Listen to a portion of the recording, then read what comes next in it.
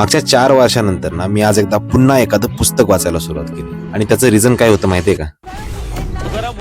Breaking news समोर आहे करा. महाराष्ट्राला 100 तुकाराम मुंडेंची गरज आहे.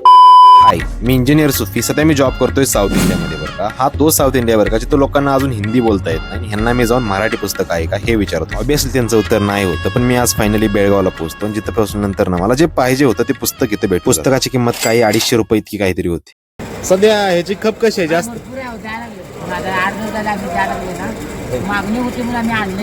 बर मागून म्हणजे घेतले. डिमांड भरपूर आहे ना. हो, साहेबांची स्टोरी सांगणार ते पुस्तक माझ्या हातात होतं. माझी एक्साइटमेंट ती अजून जास्त वाढत चालली होती. त्या एका पुस्तकामुळे ना पुढचे 5 ते 6 दिवस मोबाईल बरोबर मला ब्रेकअप करावं लागेल हे मला असं वाटलं पण नव्हतं. पुस्तकातली स्टोरी इतकी भारी आहे बरं का की खरं सांगतो, तुम्ही जर एकदा वाचायला सुरुवात केली ना की ते संपल्याशिवाय तुम्ही खाली ठेवणार नाही याची गॅरंटी मी देतो. गोष्ट चालू होती जतमधलं एक छोटंसं शेतकरी कुटुंब ज्यामध्ये जन्म घेतलेला तुकाराम मुंडे साहेब यांनी. आणि त्यांनी लहानपणीच ना मरणाला 2 वेळा चुकणा दिला. त्या कोऱ्या चहा बरोबर प्यायला एक बिस्किट नव्हतं, किंवा त्या शाळेमध्ये शिकत असताना युनिफॉर्म नव्हता, किंवा 10वी पर्यंत चप्पल वापरलं नव्हतं. आणि खरं तर अशा गोष्टी ऐकून ना चेहऱ्यावरती अचानकपणे एक रिॲक्शन किंवा इमोशन किंवा एक म्हणतो ना डिप्रेशन टाईप मध्ये गोष्टी येत होत्या. आणि खरं तर ना आतापर्यंत मी हे अर्ध पुस्तक वाचलंय आणि ह्याचा राहिलेला रिव्ह्यू किंवा राहिलेल्या गोष्टी आता तुम्हाला नक्कीच सांगेल. सो फॉलो करून टाका.